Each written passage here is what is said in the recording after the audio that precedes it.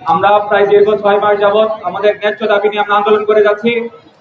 গতকাল আমরা আমাদের এই ন্যায্য দাবি আদায় আমরা বারবার প্রশাসন থেকে সরকার থেকে আমরা বিদ্রোহ হওয়ার পর আমরা গতকাল শাহবাগ ব্লকেডের মতো আমরা কর্মসূচিতে ছিলাম। এরপর আমরা রাত 8টা পর্যন্ত আলটিমেটাম দিয়েছিলাম সরকারকে, যেন ওনাদের উপদেষ্টা পরিষদ থেকে আমাদের কাছে যেন একটা সুনির্দিষ্ট রূপরেখা নিয়ে ওনারা যেন আমাদের সঙ্গে উপস্থিত হন। কিন্তু তখনও ওনারা আমাদের কথা রাখেননি, ওনাদের টনক নড়েনি। এরপর আমরা লং মার্চ টু ঢাকার ঘোষণা দিয়েছিলাম।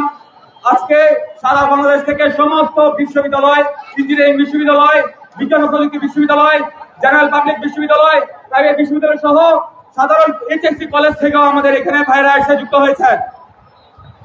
আজকে আমাদের এই লং মার্চ টু ঢাকা কর্মসূচিতে আমরা কিছু বিষয় নিয়ে আপনাদের সামনে আলোকপাত করতে চাই।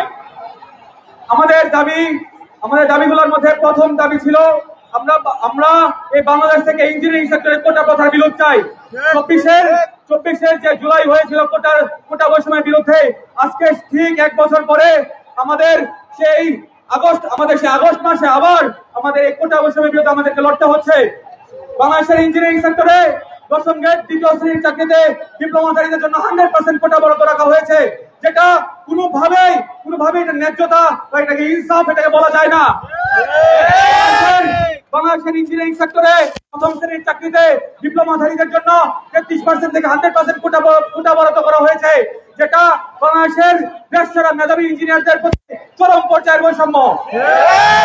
আমরা এই লং মার্চ টু ঢাকা কর্মসূচিতে এসে আমরা সারা বাংলাদেশের সমস্ত প্রকৌশলীদের পক্ষ থেকে আমরা ঘোষণা দিতে চাই, অবিলম্বে কোটা প্রথার বিলোপ করতে হবে। বাংলাদেশের সরকারের কাছে এবং পুরো দেশবাসীর কাছে আমরা একটা জিনিস সামনে উপস্থাপন করতে চাই, এটা কি কখনো সম্ভব একজন টেকনিশিয়ান ইঞ্জিনিয়ার হয়ে যেতে পারে? তাহলে বাংলাদেশে ডিপ্লোমাধারী টেকনিশিয়ানরা কিভাবে আজকে ইঞ্জিনিয়ার হয়ে গেছে? তারা সারা বাংলাদেশের মেধাবী ইঞ্জিনিয়ারদের পদগুলো দখল করে, তারা সন্ত্রাসী কার্যক্রম করে, এমডিকে জিম্মি করে, চেয়ারম্যানকে জিম্মি করে, সাধারণ প্রকৌশলীদের উপর হামলা করে তারা এই টেকনিশিয়ান থেকে তারা ইঞ্জিনিয়ার হয়ে যাচ্ছে। আমরা এর তীব্র নিন্দা জানাই, আমরা কঠোর প্রতিবাদ জানাচ্ছি। সরকারকে অবিলম্বে এই টেকনিশিয়ানদেরকে ইঞ্জিনিয়ার বানানো থেকে বিরত রাখতে হবে। আমরা পরশুদিন আমাদের ন্যাস্কো সহকারী প্রকৌশলী রকনুদ্দিন রকন ভাইয়ের উপর ডিপ্লোমাধারী সন্ত্রাসীরা, ওই প্রতিষ্ঠানে কর্মরত 20-25 জন ডিপ্লোমাধারী সন্ত্রাসীরা বাইকটা জবাই করে হত্যার হুমকি দিয়েছে এবং তা অন ডিউটি ওনার অফিসে। তো আমরা সারা বাংলাদেশের সমস্ত প্রকৌশলীরা তখন ক্ষোভে ফেটে আমরা সরকারের নিকট আবেদন করেছিলাম যে 12 ঘন্টার মধ্যে যেন ওনার যে কালপিটরা আছে ডিপ্লোমাধারী সন্ত্রাসীদেরকে যেন 12 ঘন্টার মধ্যে অ্যারেস্ট করা হয় এবং তাদেরকে যেন চাকরি থেকে স্থায়ীভাবে বহিষ্কার করা হয়। কিন্তু সরকার এখন পর্যন্ত ওদেরকে না অ্যারেস্ট করেছে, না তাদেরকে বহিষ্কার করেছে। এর থেকে আরো 2টা বিষয় তাদেরকে অ্যারেস্ট করে বহিষ্কার তো করেনি, বরং সরকার আমাদের সাথে তামাশা করেছে। সরকার আমাদের সাথে বেইমানি করে ওই সন্ত্রাসীদের মধ্যে একজনকে প্রমোশন দিয়ে ওরা অন্য জায়গায় পাঠিয়ে দিয়েছে। এরকম আমরা কখনোই হইতে দিব না। আমাদের ভাইয়ের আমরা ন্যায্য বিচার চাই, আমাদের ওই সন্ত্রাসীদেরকে আমরা ন্যায্য বিচার চাই, সন্ত্রাসীদের বিরুদ্ধে কঠোর শাস্তি চাই, ওই সন্ত্রাসীদেরকে অ্যারেস্ট করতে হবে এবং অবিলম্বে তাদেরকে স্থায়ী বহিষ্কার করতে হবে। আমরা আরো শুনতে পেরেছি যে রোকন ভাইকে জবাই করে হত্যার হুমকি দিয়েছে, এখন নাকি ওনার নামে প্রশাসনের 2টা মিথ্যা মামলা করা হয়েছে। আমরা কঠোরভাবে নিন্দা জানাচ্ছি এবং যদি রোকন ভাইয়ের বিরুদ্ধে মিথ্যা মামলা যদি এখনই উঠানো না হয়, তাহলে আমরা কঠোর থেকে কঠোর কর্মসূচিকে ধাবিত হব। আমরা আপনাদের মাধ্যমে বাংলাদেশের সাধারণ দেশবাসীর কাছে আমরা কিছু বার্তা পৌঁছে দিতে চাই। এই দাবি শুধু আমাদের নয়, এই দাবি শুধু বাংলাদেশের প্রকৌশলীদের নয়, এই দাবি বাংলাদেশের পুরো মানুষের জন্য, দেশের জন্য, জনগণের জন্য। যে দেশের মানুষের ট্যাক্সের টাকা আজকে আমরা বড় হয়েছি, আমরা পড়াশোনা করেছি, ওই দেশের উন্নতির জন্য আমরা নিজেদেরকে কাজে লাগাতে চাই। আমরা চাই না যে আমরা দেশের সরকার, দেশের মানুষ আমাদের ভিতরে যে অর্থ ব্যয় করেছে, ওনাদের ট্যাক্সের টাকা আমরা বড় হয়েছি, আমরা এই মেধা দিয়ে বাংলাদেশের সরকারি চাকরিতে আমরা এটাকে মেধাকে কাজে লাগাতে না পেরে আমরা বিদেশে চলে যেতে আমরা চাই না। আমরা চাই এই দেশের মেধাবী সন্তানরা এই দেশেই থাকুক, এই দেশের উন্নয়নে যেন অবদান রাখতে পারে, এটাই আমরা চাই। তো দেশবাসীর কাছে আমরা আবেদন করবো, আপনারা আমাদের সাথে দাঁড়ান, আপনারা আমাদের প্রতি সমর্থন জানান। আর পুরা বাংলাদেশের মানুষের প্রতি আমরা এই জিনিসটা জানিয়ে দিতে চাই আজকে আমাদের প্রতি যে অন্যায় হচ্ছে, অন্যায় আমরা মেনে নিব না। এই অন্যায় মেনে বেঁচে থাকার চেয়ে আমাদের জন্য মৃত্যুই ভালো। এখন আমরা সরকারের নিকট 1টা পর্যন্ত, এখন বাজে 12:30, আমরা দুপুর 1টা পর্যন্ত সরকারকে আলটিমেটাম দিয়ে দিচ্ছি। এই আধা ঘন্টার মধ্যে সরকার উপদেষ্টা পরিষদ থেকে যারা আমাদের দাবিগুলো মেনে নিতে পারবেন, আমাদের দাবিগুলোকে বাস্তবায়ন করতে পারবেন, ওনাদের আধা ঘন্টার মধ্যে আমাদের সামনে সরাসরি উপস্থিত হতে হবে। দাবিগুলো ওনাদেরকে মেনে নিয়ে সরাসরি প্রজ্ঞাপন জারি করতে হবে। যদি আধা ঘন্টার মধ্যে 1টার মধ্যে যদি ওনারা যদি আমাদের সামনে উপস্থিত না হন, তাহলে আমরা কঠোর থেকে কঠোর কর্মসূচিতে যাবো।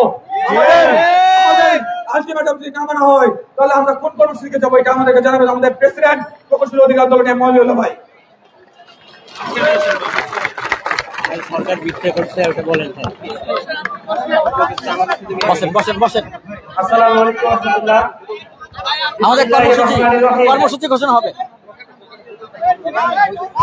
প্রিয় দেশবাসী, আজকে আমরা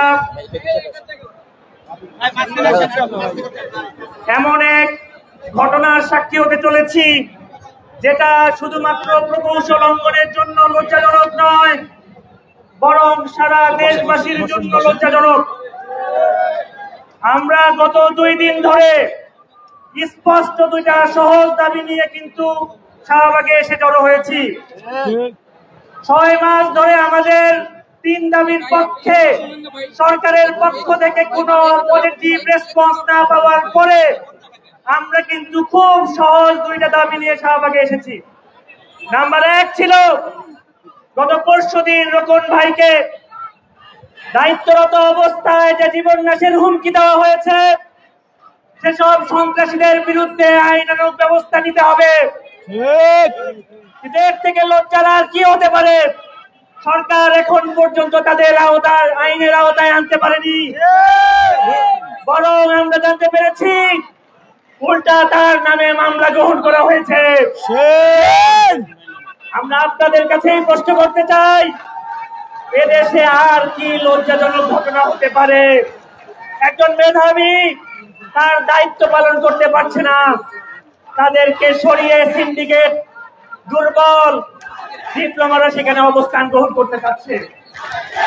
এছাড়াও আমরা চেয়েছিলাম আমাদের সংশ্লিষ্ট 3টে মন্ত্রণালয় থেকে উপদেষ্টা বৃন্দ যেন আমাদের সাথে বসে আমাদের যে 3 দাবি রয়েছে সেটার বাস্তবায়নের রূপরেখা প্রদান করবেন।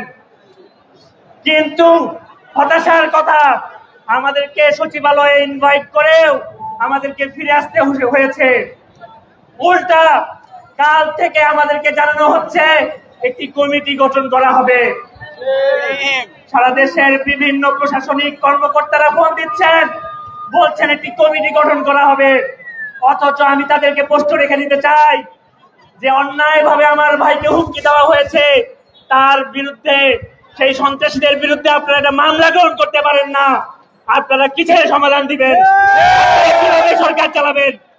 আমরা আজকে এখানে সমগ্র প্রকৌশল সমাজ, যারা বিভিন্ন প্রকৌশল বিশ্ববিদ্যালয়, বিজ্ঞান ও প্রযুক্তি বিশ্ববিদ্যালয়, বিভিন্ন প্রকৌশল ফ্যাকাল্টি, বিভিন্ন প্রাইভেট বিশ্ববিদ্যালয় থেকে এখানে জড়ো হয়েছি। আমরা কিন্তু নিজেদের স্বার্থ নিয়ে নয়, আমরা বরং দেশের সার্বিক কল্যাণে এখানে একত্রিত হয়েছি। আমরা আমাদের সেক্রেটারি জেনারেল যেমনটা বলেছেন, 1টা পর্যন্ত সময়, অন্যথায় আমরা মাস্টার সচিবালয় দিব। সেখানে আমরা দাবি আদায় না হওয়া পর্যন্ত সেখান থেকে সরব না ইনশাআল্লাহ।